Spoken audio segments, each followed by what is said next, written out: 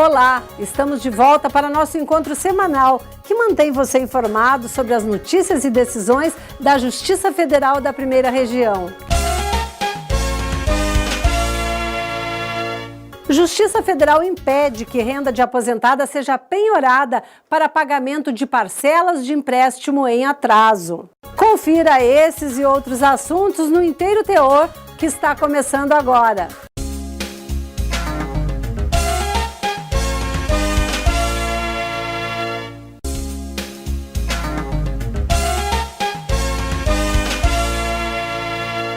Uma oportunidade de resolver milhares de questões sem ter que esperar por uma solução que poderia levar anos na justiça. Essa é a ideia da conciliação, uma chance que o cidadão tem de conversar, negociar e chegar a um acordo de forma mais rápida e simples. O sonho de conquistar a casa própria quase se transformou em pesadelo para Willis e outras 80 famílias que compraram imóvel em um condomínio de Valparaíso, Goiás. Isso porque havia o risco das unidades habitacionais serem leiloadas. Willis conta que ele e a esposa tiveram medo de perder a casa. A dívida era alta, ficou complicado pagar as prestações, mas a solução veio agora, no mutirão de conciliação. Ele e a mulher conseguiram finalmente chegar a um acordo com a Caixa Econômica Federal. A grande importância é que a gente está resolvendo um problema que a gente já vem se arrastando há anos dentro das agências da Caixa e a gente não conseguia chegar a um acordo, não conseguia chegar a um consenso. Aqui a coisa fluiu com mais rapidez, com mais transparência e as pessoas encarregadas informaram para a gente o que pode e o que não pode fazer. Dona Helena também levou um susto ao receber a notícia de que poderia ter que deixar a casa. Se não fosse a conciliação, segundo ela, seria difícil aguentar tantos impasses. Eu acho que eu ia parar no hospital, porque até lá já tive um troço, né? Que diabetes e pressão tudo subindo, né? Agora vou dormir tranquila hoje, né? Esse mutirão foi feito para tentar resolver de forma definitiva e consensual a situação de todas as 80 famílias que enfrentavam problemas com a Caixa Econômica. O coordenador jurídico da instituição explica o objetivo maior da conciliação. Tentarmos chegar a uma solução que atenda aos interesses de todos, ao interesse do mutuário, que vai ter a situação do seu contrato resolvido, aos interesses da Caixa, que vai ter a situação ali daquele contrato, muitas das vezes até inadimplente, solucionada, e o que é bom também para o próprio Poder Judiciário, que vai ser demandas a menos que vão ser solucionadas de uma forma rápida e de uma forma que vai atender o interesse de todos. Mutirões como este ocorrem eventualmente. E há também um específico na chamada Semana Nacional da Conciliação, que ocorre todos os anos e envolve tribunais do Brasil inteiro. Mas é importante esclarecer que a conciliação pode ser feita em qualquer período do ano, como explica a juíza federal Isabela Guedes. É possível de um acordo, no caso de um benefício previdenciário, por exemplo, vai ser dado a ele a oportunidade de implantar o benefício de forma imediata e pagar os atrasados. No caso, sempre com um pouco de deságio, nesse caso, por se tratar de acordo. Mas mesmo tendo esse deságio, as partes sempre veem vantagem nesse acordo, porque vai encerrar ali naquele momento. E a implantação do benefício praticamente imediata e o pagamento dos atrasados no máximo em 60 dias por meio de requisição de pequeno valor. Conciliação nada mais é do que um meio alternativo de resolução de conflitos. É uma possibilidade de resolver os impasses sem precisar esperar por uma decisão judicial. O acordo é mais rápido e possibilita a redução do número de processos em tramitação na Justiça. A Justiça Federal da Primeira Região realiza muitas conciliações durante o ano. Para se ter uma ideia, em 2013 foram feitos mais de 105 mil acordos. E só de janeiro a outubro de 2014, mais de 102 mil acordos foram homologados. É importante lembrar que o acordo pode ser feito antes mesmo do litígio se transformar em ação judicial. As audiências aqui na Seção Judiciária do Distrito Federal elas são realizadas o ano inteiro, de segunda a quinta-feira na Central de Conciliação e todos os dias da semana também nas varas dos Juizados Especiais Federais.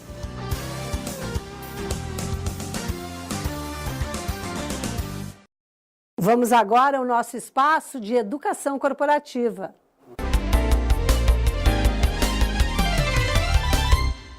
Olá! Hoje iniciaremos a nossa conversa com uma breve reflexão. Estamos em um mundo em busca do zero. Erro zero, zero emissão de carbono, zero margem para que seja ajustado o orçamento, em inglês budget zero, zero budget. Enfim, mas o que significa essa busca frenética em termos de uma performance extremamente elevada para o colaborador, para o funcionário, para o servidor público? Esse profissional vem sendo cada vez mais cobrado em relação à apresentação de resultados. E resultados nada mais, nada menos que excelentes. E como administrar toda essa pressão, toda essa cobrança? Diversas atividades vêm sendo trabalhadas ao longo dos últimos 5, 10 anos. Dentre elas, talvez a que tenha ganho maior notoriedade seja a de coaching. E o que é realizar coaching? Nada mais é do que você ter ao seu lado, à sua disposição, um treinador, sim, porque vem no inglês da palavra coach, que vai te ajudar a identificar pontos fortes, pontos fracos, passíveis de aprimoramento, para que você consiga ser um melhor profissional. E, em geral, quais são os pontos mais trabalhados nas sessões de coaching? E o coaching pode ser realizado desde com a alta cúpula, a alta liderança, presidência e superintendência, assim por diante, até mesmo a áreas funcionais. Os pontos mais frequentemente abordados em trabalhos de coaching são gestão do tempo, atitudes, comportamentos e também a gestão do conhecimento profissional. Então, aqui fica como dica que, além de se ter um planejamento institucional para se alcançar a alta performance, todos os colaboradores, todos os gestores também façam os seus planos funcionais. Porque sem ter planejamento, meta, objetivo, inclusive método para se alcançar, para se sanar as lacunas mapeadas, identificadas, é impossível se ser um profissional de alta performance. Organizações de alta performance requerem profissionais de alta performance. Bem-vindos ao século XXI. As cobranças serão, daqui por diante, cada vez maiores.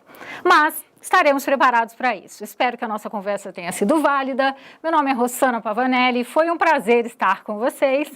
Para maiores contatos, o nosso site é www.empconsulting.com.br.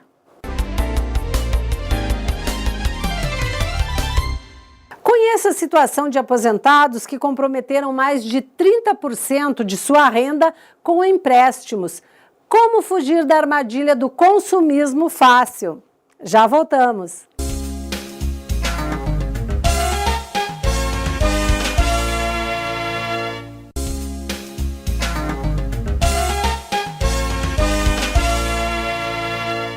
Anúncios fartos e oferta de crédito fácil têm levado a um aumento do endividamento da população. Uma aposentada recorreu ao tribunal para evitar que fosse penhorada sua única fonte de renda. Acompanhe na reportagem. Teoricamente, o aposentado José Ronaldo da Silva sobrevive com um salário mínimo por mês. Mas na prática, não é exatamente isso que ocorre. Por causa dos 4 empréstimos que possui, ele acaba recebendo apenas cerca de R$200 por mês. Só foi como os outros, né? Por motivo de parte de condições financeiras mesmo, né? Até porque sou aposentado, né? O campo de serviço, a área de serviço para mim ficou estreita, né? Não tem como mais trabalhar, não ficha. E a gente vai sobreviver de um dinheiro que às vezes não dá, mal paga um aluguel, né? E manter uma família. Então, entrei nos empréstimos. Com tantas ofertas de financeiras, o aposentado acreditou inicialmente que seria uma boa opção pegar os empréstimos. Foi muito bom, né? Você chega, pega aí 500 mil reais, tudo, mas não levei em conta que isso eu poderia entrar numa porta sem retorno. E foi o que ocorreu. Eu entrei nos empréstimos, me serve no momento, mas me atrasou em todos os outros tempos. Agora, seu José se vira como pode para se manter. Eu faço meus bicos, eu corro atrás, né? Inclusive, estou trabalhando à noite, né? E já saí do serviço e vim para aqui para resolver um negócio aí com aqui na aposentadoria, então eu faço bico, vivo de bico. Esse mês, por exemplo, eu não tive pagamento, né? Já caiu meu 13º, já peguei ele todinho, né? Já entrei em dívida e fui obrigado a pegar 13º. Atualmente, consciente da situação, ele tenta resolver os problemas. Está na fila para consultar um advogado e ver o que pode ser feito. Assim como fez uma aposentada que entrou na justiça para tentar impedir que a renda dela fosse penhorada para pagamento de parcelas de empréstimo atrasadas. A aposentada recorreu ao TRF da Primeira Região para suspender a decisão de primeiro grau. Alegou que há diversas dívidas já descontadas em folha de pagamento e, segundo ela, para pagar o saldo devedor de uma delas, acabou contraindo outras até comprometer toda a aposentadoria. No TRF, o relator do processo, o juiz federal convocado Márcio Barbosa Maia, aceitou os argumentos da mulher e reformou a sentença de primeiro grau que determinava os descontos em proventos da aposentada de valores referentes a contrato de empréstimo consignado em folha de pagamento. O juiz Márcio Barbosa destacou que o Código de Processo Civil prevê que os vencimentos, subsídios, salários, remunerações, proventos de aposentadoria e outros são impenhoráveis. Depois do intervalo, o assunto é turmas recursais permanentes. Saiba o que são essas turmas e de que forma suas decisões repercutem na vida do cidadão.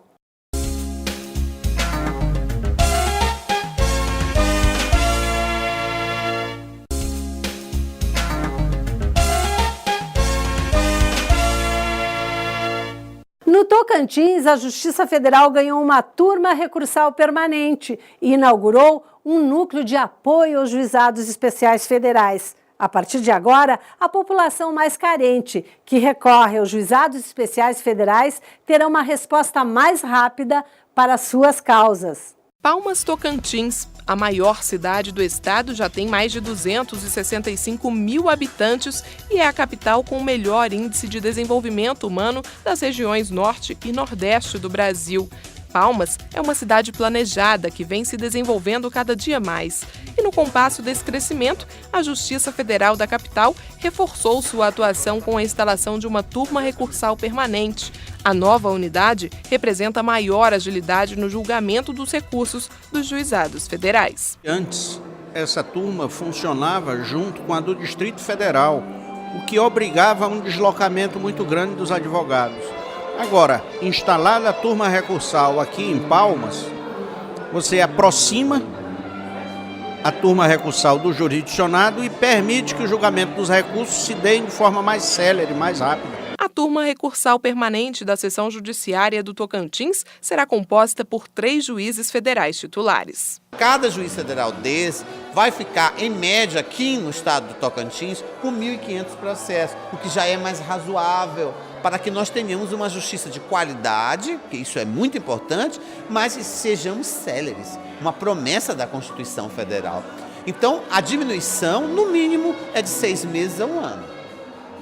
A redução do prazo de 6 meses a 1 ano. Se demorava todo o julgamento da primeira instância até a turma recursal 2 anos, 2 anos e meio, agora com certeza teremos condições de julgar tudo isso em 1 ano e meio, o que já é um ganho para a sociedade. Diversas autoridades acompanharam a cerimônia de inauguração da turma recursal, um momento de muita comemoração.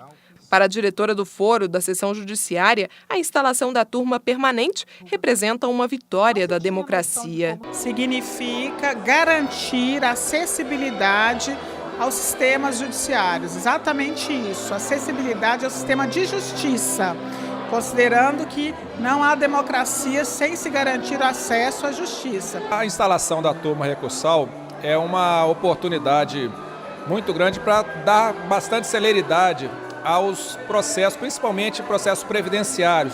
As pessoas que vão no INSS e não conseguem, eventualmente, uma aposentadoria rural ou mesmo outro tipo de benefício, e tem que entrar na Justiça Federal, porque no caso o INSS, a justiça competente é a federal.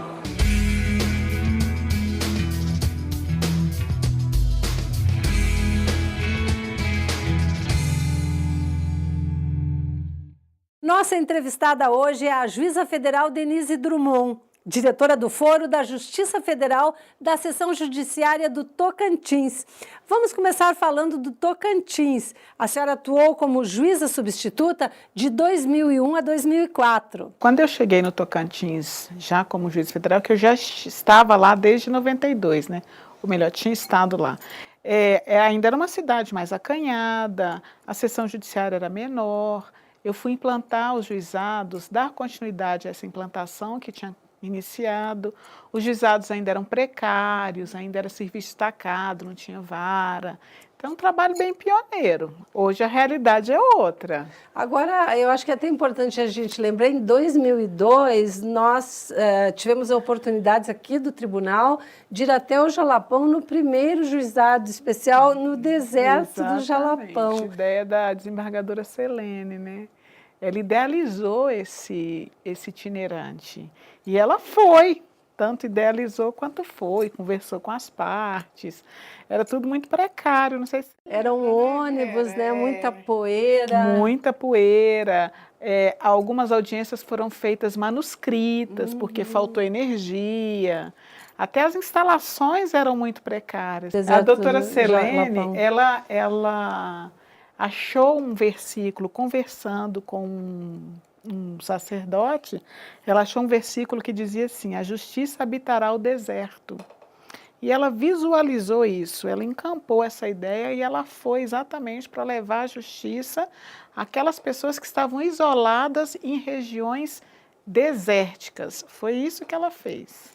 Belíssimo o trabalho dela e o que ela vislumbrou com a acessibilidade, com esses conceitos que começavam a surgir dentro da Justiça Federal. Que era o início do juizado, eu lembro que foi 2002? Acho que 2003 2003. Foi esse itinerante.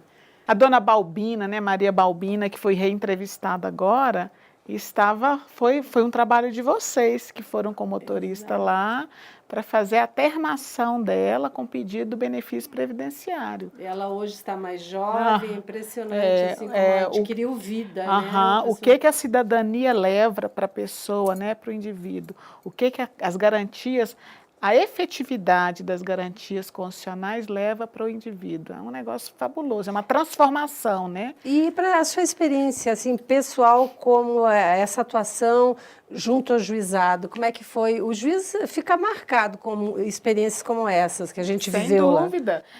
Você sente como magistrado que você está participando da construção de um povo, da construção de um Estado democrático, da construção de um país melhor. É marcante e é extremamente gratificante também. E a diferença também que, nesse caso, o juizado proporciona cidadania, não é um programa político que vai trocar por votos, não, a pessoa tem direito por lei, Exatamente. É diferente. No caso dessa senhora, eu acho que nós demos dignidade humana a ela, como pessoa, porque ela vivia numa situação de indignidade, vocês se lembram bem.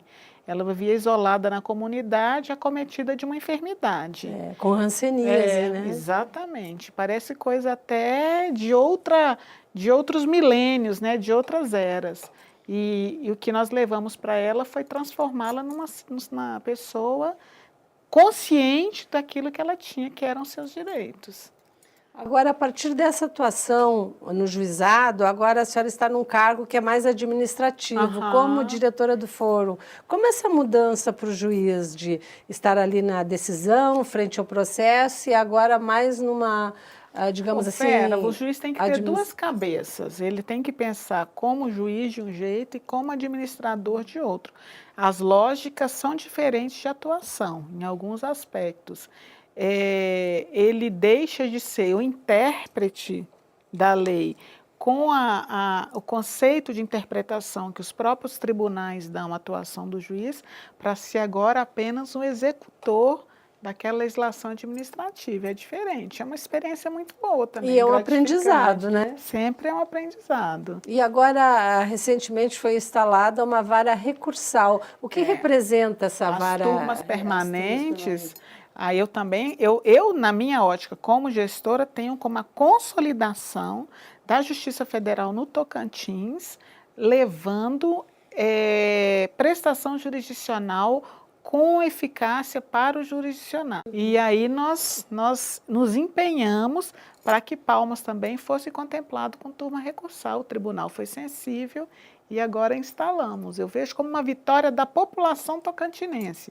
Apesar de mineira, já há muitos anos no Tocantins, eu defendo muito a consolidação do estado do Tocantins, porque como é um estado pequeno, às vezes ele fica muito difícil de disputar espaço com os estados maiores, ele tem essa certa dificuldade. Então, eu abraço essa causa. E para a população, porque sempre que se fala uma vara recursal fica muito vago, mas para a população é mais agilidade na tramitação. É um ganho enorme, porque veja bem, além da celeridade que nós teremos, porque os juízes que julgarão os processos de juizado estarão dentro do Estado, nós temos também a oferecer para a advocacia o exercício da atuação naquela turma, porque a classe de advogados no Tocantins é muito atuante. Já na turma recursal do modelo anterior, já era muito atuante. Há muita sustentação oral, a participação do público, as sessões elas são muito frequentadas. Então foi uma vitória. Foi uma vitória. Essa eu comemorei muito, Vera, confesso que eu comemorei. Agora, a senhora também teve brilhantes atuações, a senhora teve em Goiás, a senhora teve em Minas, a senhora teve no Pará. Como que são, e agora se declara apaixonada pelo Tocantins, como que são essas realidades distintas da primeira região? Já que, por exemplo, os crimes no Pará, eu imagino que entra muito meio ambiente. O Pará é um recorte à parte da realidade nacional. É uma região que a senhora muito vivenciou sensível. nessas regiões? Lá nós temos muita desapropriação, muitos conflitos agrários, temos problemas ainda remanescentes da exploração do garimpo, que ainda existe lá. Tem crimes de mando. Muito, exatamente. Eu tenho o Pará como um recorte mais sensível da realidade nacional. São muito diferentes das realidades do Sudeste, como o Minas Gerais, que eu também atuei por muitos anos, né? Fui juiz em Uberaba, depois fui juíza em Governador Valadares. Instalei a subseção lá e fiquei 5 anos. Também uma área interessante que entra muito aquela questão da dólar, imigração. exatamente. Como é que é os brasileiros, os mineiros? São muitos Brasis, né? São muitos Brasis. Os mineiros que vão para os Estados Unidos eu, quando estive no Tocantins, olha que interessante, eu vivi o retorno dessa população. Então, eu julguei muitos casos de pessoas que tinham ido com documento falso e agora retornavam e que estavam respondendo ao processo criminal, porque tinham falsificado o passaporte, ou às vezes falsificam um dos documentos que tem que ser apresentado para a emissão do passaporte. E era muito frequente a saída dos mineiros para os Estados Unidos, reduziu isso? Vera, estima-se em Governador Valadares que mais de 30 mil pessoas saíram de Governador Valadares para procurar novas oportunidades nos Estados Unidos. Esse fenômeno ele é antigo lá, ele começou no final da década de 60. E permanece? Não, hoje não, por causa da crise se abateu também nos Estados Unidos, né? E porque o Brasil entrou também num momento de muita pujança econômica. Mas você veja que conheço pessoas que já em 1968 foram para os Estados Unidos em busca dessa oportunidade, né, do sonho de enriquecer, do sonho de crescer financeiramente. E o que é interessante desse fenômeno, e às vezes até doído de presenciar, é que era uma opção por necessidade.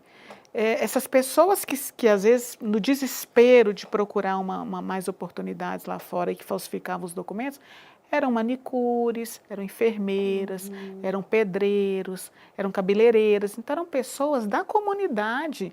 Elas não tinham nenhum histórico de delinquência, de criminalidade antes e nem posteriormente.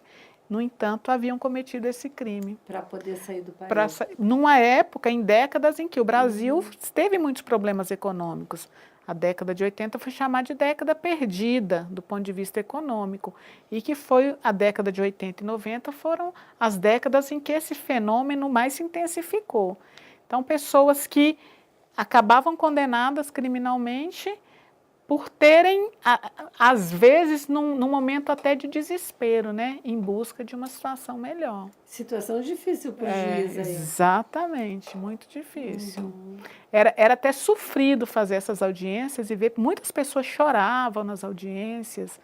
Eu vi procuradores da República modificarem o seu entendimento quanto à acusação depois que passaram a conhecer quem eram essas pessoas que haviam cometido esses crimes de falsificação dos documentos. Obrigada, doutora Denise. O Inteiro Teor fica por aqui. Voltamos na semana que vem, neste mesmo horário. Participe do nosso programa enviando sugestões para o e-mail inteiroteor@trf1.jus.br. Confira também o programa no portal do Tribunal, no endereço trf1.jus.br. Até o próximo encontro.